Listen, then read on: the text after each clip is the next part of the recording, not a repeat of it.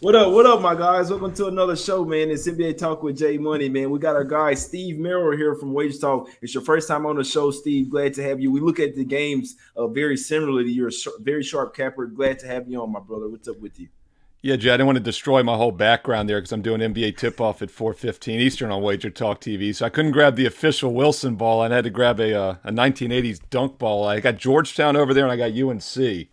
So Carolina got the close grab there, but it's great to be on. I love the intro, man. You know I love to bring my props to the NBA shows, so looking forward to it.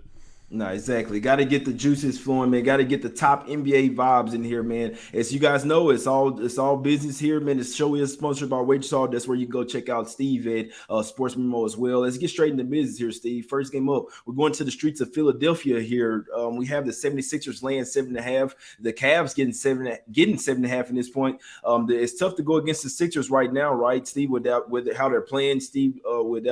With James Harden and Embiid over there, it's looking like he has a new girlfriend, man. They're playing with some energy over there. So it's tough for me to go against them. Maybe see a little bit more defensive game. The Cavs do have Garland back over there. How do you see this game playing out? You think the Cavs can cover?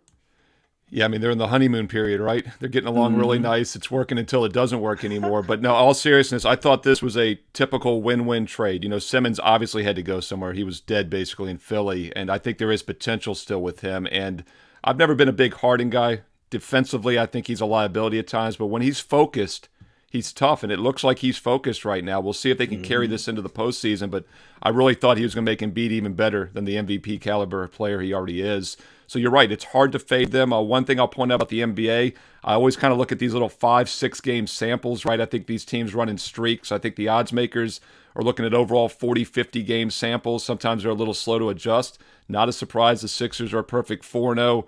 Straight up ATS your last 4, but it's also tough to back the Cavaliers. They're 1-5 straight up, 0-6 ATS your last 6. So seems a little too easy, right? But hard to make a case for anybody but Philly. And the line's only 7.5. I mean, it's not like they've priced it in yet. Yeah, that's a tough game for me. I could see it going either way. The Cavs were playing really great, and then now they've kind of somewhat start to hit a wall. Right now, they're not sneaking up on anyone. We know what we're going to get from them. The Cavs going to come out there and play some really good defense. But like you say, the way the current form that the Sixers are in right now, it's either I'm taking them or I'm just staying off the game here. Steve, let's go over here to the streets of Detroit. Here we have the Pistons here getting 3 points. The Pacers giving up 3 on the road. I must say, I mean, I cashed with the Pacers today. Still, they need to go to overtime with a huge comeback versus Orlando. Pistons been scrappy. They do come off a game last night. Do you like something in this one?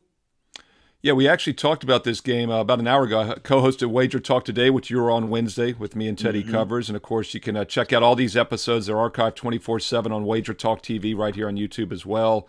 And Rob Vino actually talked about this game. Pacers, and I'm sorry, Ski Profit talked about it. Rob talked about the Bucks Bulls, which we'll get to. That's the big game tonight. But Ski touched on this one. He was looking at some player props, actually, so check out the show for that. I'm not a real player prop guy, but one thing that jumps out to me about the Pistons that I mentioned on the show was that they're 16-47 straight up, but they're 32-31 against the spread. So they've had twice as many spread wins, 32, than they've had straight up wins, 16. So this is a team that's losing but covering. Obviously, when you get in this price range here, and it's only a 3-point line, you probably got to expect them to win the game. It's a tough call here, but they're playing really good. And Teddy pointed this out, actually. Since the All-Star break, right before that break, they had the upset win of the Boston Celtics as a 12.5-point dog. They're now 4-2 straight up, 6-0 against the spread their last 6. It all started with that underdog win before the break, and they've won 4 of those 6 outright as a dog. So Detroit could be a little bit of a play-on team here in the near future. Yeah, that's a good point there. They've actually they've picked it up here, man. I must say this is a stay away game for me. I'm just off of it, man. The Pacers, they can play well. The Pistons been playing some good ball, man. I don't like them here because they're off that big win last night up there in Toronto. So I mean, it's a tough spot for me. Obviously, the Pacers have the rest advantage. It's a tough game for me here, man. Good luck if you're betting this one. Let's go over here to the streets of Washington D.C. here, Steve. I cashed with the Hawks last night, man. Big comeback win versus the Bulls in that win. Now they go on the road here. Obviously, that home road back to back, and they go face the Wizards here, where they're 1-1 this year. And you look at it, this is somewhat of a big game for the Hawks, right? They barely sit. This game has huge playoff implications. They sit at the 10th seed, and they're one and a half games ahead of the Wizards there for 11. So obviously for the Wizards, this could be a step up game for them if they really want to try to catch that play-in tournament. So we know that the Hawks are the better team. It's just I know the Wizards will probably be motivating this game as well. So I lean the Hawks, but I did end up staying off of it. Steve, could you make a case for either team? Yeah, I think I can actually make a case for the Wizards here. I mean, the line opened 3, now it's up to 4. So we've seen a little bit of early money coming in Atlanta. They are the better team, as you said. But, one thing about the NBA, and I know you and I both do this when we handicap, it's a lot of situational stuff, right? It's not always about playing necessarily the better team, because if that's the case, the Pistons wouldn't have 32 spread covers and only 16 wins. The Oklahoma City Thunder wouldn't have twice as many covers as they have wins this season. And look at the setup here, and both Ski and Rob Vino mentioned this earlier today on Wager Talk today, that these rested NBA teams against no rest have been pretty good this year. And Washington, a very rested team here. They've been off for 2 days. Before that, they didn't play for 2 days before this. This is only like their third game in a week. Meanwhile, it's Atlanta, as you said, travel, no rest, upset win of the Bulls last night, and now their third game in 4 nights. So situationally, I think you could make a case for the Wizards here as the home dog. Exactly. Yeah, I could too. Like I say, I would like to take the Hawks here, but they say it's a huge game for them with them sitting at 10th. The Hawks are 4-1 against the spread last 5 versus losing teams. Wizards 1-8 last 9 games versus greater than 40% road that's a teams concern. Here. So yeah. I worry about the Wizards versus teams that they're not better than. Simple. So they've been playing well. They started out the gate really hot, but really cooled off, guys. So it's Hawks or nothing for me in that spot. I hate the fact that it's a back-to-back, but I still think they can get it done. Let's go over here to the street, talk about back-to-back. The Bulls, they just lost to the they lost. Man, it's a tough game. So look, you have the revenge spot for the loss for the Bulls here, right, Steve? They lost 94-90 in Milwaukee. The Bucks were laying 11.5 points in that game. Obviously, the Bulls didn't even have Zach LaVine. Now you get the line. This one opened up at 3.5. The line is all over the Bulls, even though it's since come up to -5 here. Bulls 3-1-1 against the spread last 5 back-to-backs, 9-3 against the spread last 12 home games. That's where they played their best basketball. Bucks coming off a huge win versus the Nets, right, with Drew Holiday getting the game-winning shot. And then they have the Suns on deck, so this is somewhat a sandwich spot for me. And this Bucks team just isn't the same team as last year. So my problem here, Steve, is I'd like to take the Bulls. I think situationally it's a Bulls spot, but with them being on a back-to-back and Vucevic is hurt out there, they don't have a ton of rim protection. Giannis could feast in the paint here. So I lean the Bulls, but I must say I didn't bet the game because there's a counter narrative there where the Bucks could feast inside here, Steve. Yeah, and I do think we're getting some value. I'd lean to the Bulls as well. I'm with you, Jay. I think we're getting some value now. The line opened 3.5, as you said. It's up to 5. I even see a 5.5 out there, so it looks like it's continuing to climb. And let's not overcomplicate it, right? We got the Chicago Bulls, who are 39-24, a game ahead of the Bucks in the standings. They're 36-26 ATS. The Bucks are 27-36 ATS. So here, it's just one of those situations where the Bulls have been covering this year because the odds makers are still not taking them serious. And I think the fact that they're on an 0-3 straight up ATS slide has gotten us an extra basket maybe here in this game. And They were 6-0, 5-1 ATS right before that slide. So it's not like they're a terrible team all of a sudden. I do get a little bit concerned that Milwaukee's behind them in the standings. You'd say, well, this is a focus spot, for big brother against little brother. But like you said, they just beat the Heat in a high-profile game, and they've got Phoenix on deck, a finals rematch on Sunday. I think this is, and those are both home games.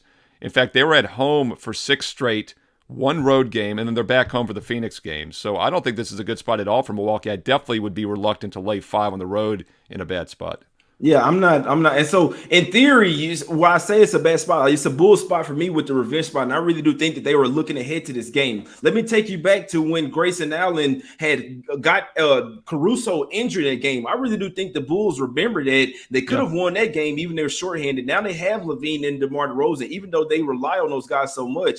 I think those two, because the Bucks perimeter defenders hadn't been there this year, man. So and they don't really have the size and the paint as well. So while the Bulls are coming off a tough game and it's a back-to-back, they are back at the house where they play their best ball. I'd be looking at Bulls +5 here. It's the only way I could look. I hadn't bet this game. I don't like that the Bulls don't have a ton of rim protection, and Vucevic is playing hurt, but I still lean that way. If I had a second top spot of the day, it would be the Bulls here taking these guys. The Bucks, they're 1-6 against the spread last 7 overall, and 0-5 against the spread last 5 versus teams with the winning record. So Bucks beat up on bad teams versus good teams. They don't cover here and take them on the road laying 5. I'm not doing it. I appreciate you, Andrew, in the chat, man, for that tip, my guy. I appreciate you. It's Bulls or nothing for me. Let's go over here to the streets of Toronto. This team has been struggling here, Steve. You got the Magic, who've been playing them tough here lately. They did play them tough earlier this year. Do you think the Raptors get back on track tonight? They still won't have Van Fleet, but it's tough to see them not getting back on track versus the Magic, right? Yeah, I mean, Toronto's been a really interesting team. I think they're the most bipolar team in the NBA this year. You know, there's always teams that just are very difficult to get a grasp on. It's the Raptors, and I thought maybe the way to play Toronto is, you know, just kind of a polar opposite of what do you expect. You know, they come off a bad performance, you look for them to bounce back. They have a nice win or two, you look for them to kind of go back under. And then recently they've been struggling. I mean, this is a team that's 3-5 straight up, but just 2-6 ATS their last 8. And keep in mind, as you know, Jay, they'd won 7 straight up and against the spread right before that recent run. So they put together a nice run, and now they put together a longer. So they're not as choppy as they've been. But I think this is the type of team they can get focused against. And the fact that they looked pretty bad against, you know, Detroit. They played Brooklyn twice. Obviously, Brooklyn's not at full strength still. I don't think they're going to overlook another weak team in Orlando. And Orlando's a team, you know, I talked about the other day on Wednesday on the NBA tip-off show. And, you know, you mentioned how Indiana, not a good team on the road, but it was a good bounce-back spot, that quick revenge angle, and it did work. You got a winner there. Orlando's a team I like to take in the right spots against bad teams. I used them against Houston on the NBA show a week ago as a free play when they beat them a previous Friday. Came out, beat Indiana, then lost to them. Toronto's probably the only way to play this one. You're always gambling when you're playing Toronto, but -7, -8 against a much inferior team. They should win and cover this one. Yeah, I'm with you on that. The Raptors, the only way I could look in this one, I'd be surprised if they didn't bounce back tonight versus the Magic team have been playing better, but the Raptors defense can still come in here and stifle these guys. Let's get over here to this game, man. This line has moved. I didn't get a chance to update it, man, but this line is up to 4 now for the Jazz there. Maybe 4.5 at some spots here, Steve. This is a nice little double revenge spot for the Pelicans. I must say, what do you think about this game? Yeah, I mean, you know, New Orleans still, they'd love to have Zion right all season. They're just 26 and 36. But I still think they're better than that overall record indicates. And this is a team that just smoked Sacramento the other night on Wednesday by 30 points as a small favorite. They beat the Lakers before that. But obviously, this is a huge step up in class. In fact, I was on the NBA tip-off show Wednesday on WagerTalk TV, and we talked about the Sacramento game. And my dog of the night was Houston +15 against Utah, and it wasn't a play on Houston. They're god-awful. It was a play against Utah because I thought it was such a terrible scheduling spot for the Jazz. They were coming off the road win against Phoenix, and then they had to look ahead here on a Friday night game on the road, and they were playing Houston as a 15-point road favorite. They only won the game by 6, or by 5, actually. I don't look too much into that. They shot 54%. The letdown was on defense, as it often is. They gave up 50% shooting to the Rockets. I think the Jazz will be a lot more focused tonight. And Utah is a weaker road team over the years because they don't have that thin air and altitude advantage. But I still think they're a Class A team. And whenever you get a Class A team, short price, you know, on the road in what should be a focused spot, because even though they won that game, I'm sure they weren't too happy with the way they played against Houston. I think they probably bring their A game tonight. Yeah. What if their A game isn't enough though? Yeah, that's my thing here. Like, what if it's not enough? I'll tell you this: double revenge spot for the Pelicans here. They did lose 127 to 105. The Jazz were laying 12.5 in there in Utah. Then they lost. The Pelicans did 104 to 115. The Pelicans were getting +8 at the house here. So they were getting +8 at home. Now this line opened up at 3.5. The line is all over the Pelicans in this spot. They've won 3 straight against the spread. They're playing with energy and confidence, right? With CJ McCollum over there. I think it's really underrated what those guys did with CJ McCollum. They really kind of got like a quarterback of the team over there, if you ask me. And Brandon Ingram, it's unfair because he can really just defer to CJ McCollum and play off the ball. And that's deadly. Still have Valanciunas, Herb Jones playing lights out defense. Can't forget about Tony Snell as well. He's a really good perimeter defender. So Najee Marshall as well. I like what they're doing off the bench. Guys like Jose Alvarado playing for contracts. They're playing defense. That's why the Pelicans are winning. The offense is coming. They're 9-4 against the spread last 13 games. 8-1 against the spread last 9 Friday games. Jazz 1-4 against the spread last 5 road games. Steve, like you said, they're a little bit different on the road. They get hot from shooting at the house. 1-5 against the spread last 6 after scoring 125 more points, and they off the close OT win as well. Steve, didn't that game go to? Pretty sure that game went to overtime versus the Rockets as well, if I'm not mistaken. But regardless, I think that the Pelicans keep it going here, Steve. This is one of those where they've been putting money in our pocket last 3 games. I'm just gonna keep riding them here. Pelicans is the top play today. It's a smaller play for me today, guys. It's a tough card, I'll be honest with you, but Pelicans with the double revenge at the house, the way that they're playing with energy and confidence, it's Mardi Gras over there. The fans gonna be rocking in that thing. Give me the Pelicanos here plus the 4, my guys. It's a top play today. Hey, Jay, I'll tell you something else about the Jazz too. You talk about how the Pelicans are playing better defense. The Jazz are not. They've given up 48% shooting in 4 straight games. And you talk about that road record. In fact, I mentioned this when I faded them with Houston the other night. Mm-hmm. Other than that Suns win, I think they were 0-5 straight up in their previous 5 road games, going back to like mid-January. And you look at some of these recent road games, they gave up 48%, 55, 56% shooting their last 3 road games. And in Houston, they gave up 50. So, yeah, they're not the same team on the road. I think you have a live home dog with New Orleans. I think you made some good points there. Yeah, and that game did go to how do you go to overtime with the Rockets? What are we doing here? I know the comments coming out of Utah. They're trying to play hard, trying to get ready for a playoff push. I'm with you, Steve. This is a step up spot for them, but it's still, man, this team defensively, they don't scare me. Offensively, they can get hot and beat anyone. Defensively, they have some food. They have some barbecue chicken over there, and I think that the Pelicans can exploit that. Give me the points in this game. The game could go either way, but I'll be on the Pelicans plus the 4 in this one. Let's go over here to the streets of Oklahoma City here, Steve. There's no Anthony Edwards, but there's a ton of guys out for the Thunder. It's simple for me. Wolves are nothing. It's too high of a price for me to lay with them on the road. They are a different road team, but it's Wolves or nothing. 6-0 against the spread last 6 road games versus less than 40% winning teams, so they smack up the sorry teams on the road. 4-0-1 against the spread last 5 playing on 2 days rest, and also 6-1-1 last 8 meetings in OKC. You like some here, Steve? Well, so if Houston had held on and been able to win that game straight up as a 15-point dog against Utah, it would have been the biggest upset of the season. Except though Oklahoma City got the biggest upset of the season on the same night on Wednesday because they were a 14.5-point dog. They actually closed 15 in some spots, and they beat Denver outright as a 9-1 underdog on the money line. They were plus 950 even in some spots. So I think that from not doing the research, I mean, just off the top of my head, I think that's the biggest upset I've seen this season in the NBA. So we almost had both of them on Wednesday night. 14 and 15-point dogs almost both won outright. That's what happens in early March in the NBA. You know, a lot of these teams are coasting, getting ready for the playoffs. I don't think Minnesota is necessarily a team that's coasting, though. They're just 34-29. They got to keep winning. Both teams are coming off straight-up dog wins. Minnesota had a nice one against Golden State also earlier this week, but they have a little extra rest. That came on Tuesday, whereas OKC's came on Wednesday. You know, Oklahoma City Thunder not been a good offensive team all year. However, something has clicked. They've gone over 6 straight, and they've been putting up, triple digits in all those games, which is something they weren't doing on a regular basis. And this is still one of the best point spread teams in the league. Talked about it earlier in the show. 20-42 straight up, 39-21 though against the spread. So it's always risky to fade them. I like them better as a big road dog, though, not as a smaller home dog. So that's something that gets me off. But, yeah, the over 6 straight with OKC. That's the way I like this game, Jay. The total is around 230.5, okay? Minnesota has scored more than 230 in all 10 games recently. They're past 9 of their past 10. 9 of their past 10, they've scored 230 or more. OKC has put up 228 or more in 5 of their last 6. They've gone over 6 straight. There's some sneaky value with the over right now with the Thunder.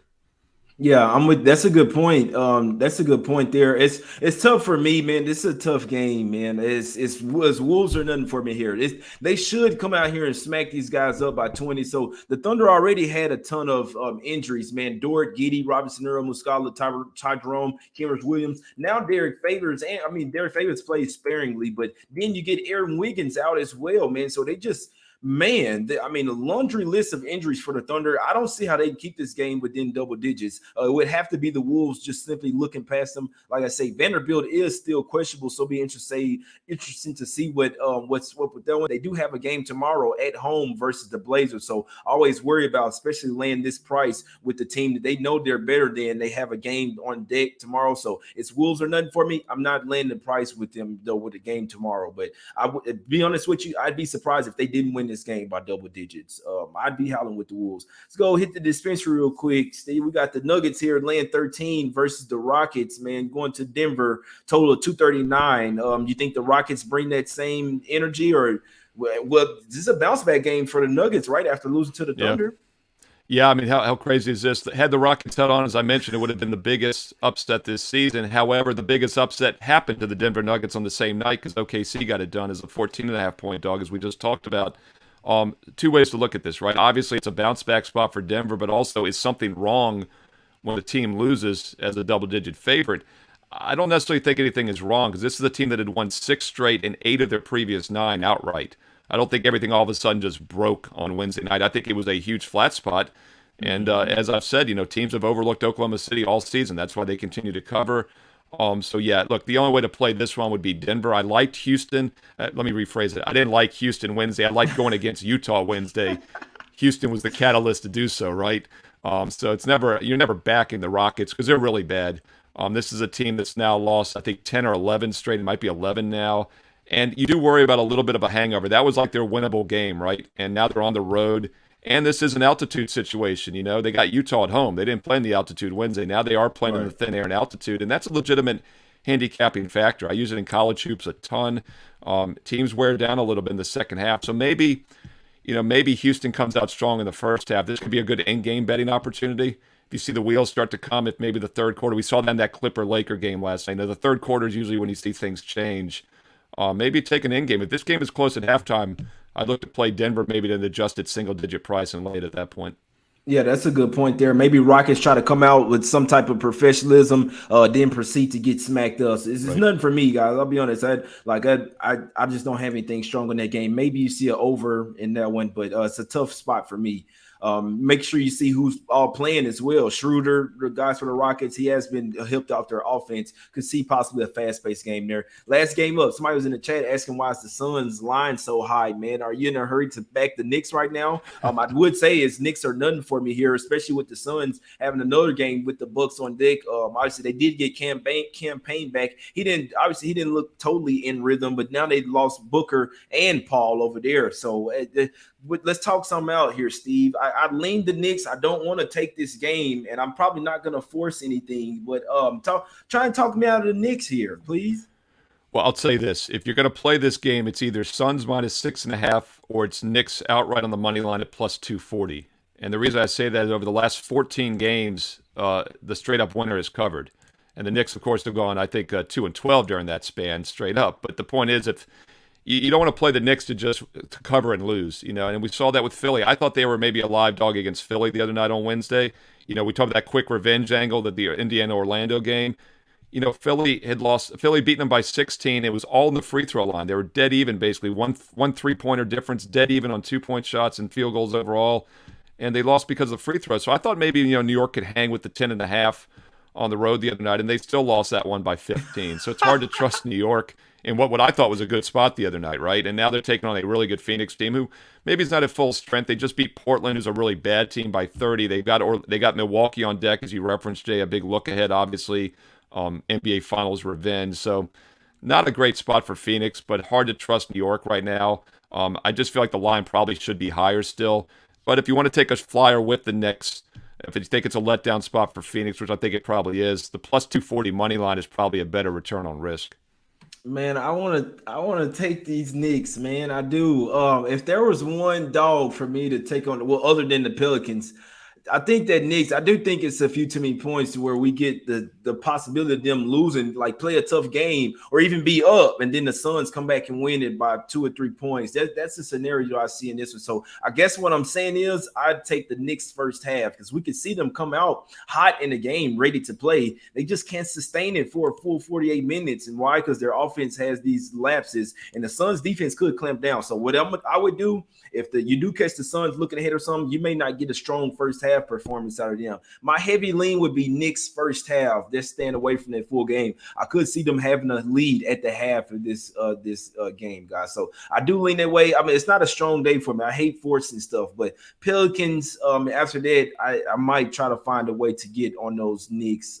But Pelicans for me, man, home dog, playing with confidence, right? We always, this is today's world. What have you done for me lately? Pelicans been putting money in my pocket and showing that they're playing some real, like they look like they can reel off 10 wins. No lie. That's how the Pelicans are looking and playing right now. But Steve, as always, man, we're gonna give out some free picks, man. Guys, go check out Steve, man. He's one of the hottest cappers over there on Wager Talk. This show is sponsored by Wager Talk. So if you can, hey, just take a second to listen to the promo codes that we have.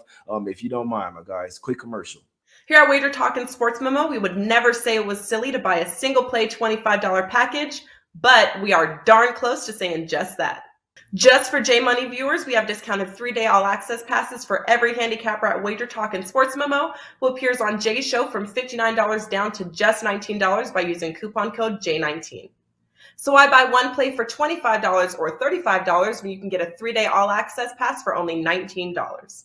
Our new roster of experts is 25 deep, covering sports from all around the world, giving you tons of options to choose from. All you have to do to redeem this offer is go to WagerTalk.com or SportsMemo.com, choose your handicapper from the show, and use coupon code J19 when checking out on a 3-day all-access pass, and get 3 days of picks for only $19. Use promo code J19. You get 3 days of Steve Merril's picks for $19. Steve, let them know what you got going over there at Wager Talk, where the people can find you, and also if you have any looks on tonight's NBA card, my guy.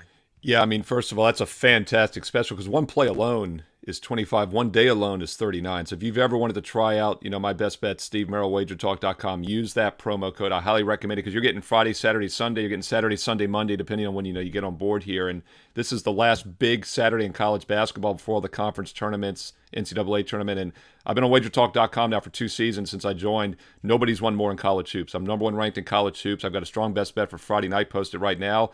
But don't sleep on the NBA. The last 10 months, I'm number 1 in the NBA at WagerTalk.com, up 78 units the last 10 months alone in the NBA. So it's a great time to be playing basketball, all seriousness. I also post free plays every day on that page as well. I'll give you a free dog. You talked about the Pelicans, Chicago Bulls. I think that's another live home dog tonight, right? We talked about that line going from 3.5 to +5.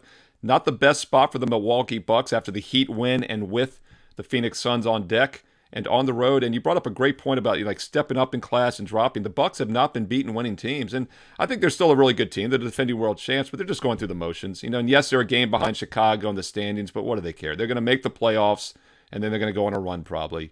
Chicago is a regular season team right now. They're off of 3 losses. They got to get back on track. I think the Bulls are a live home dog tonight as well.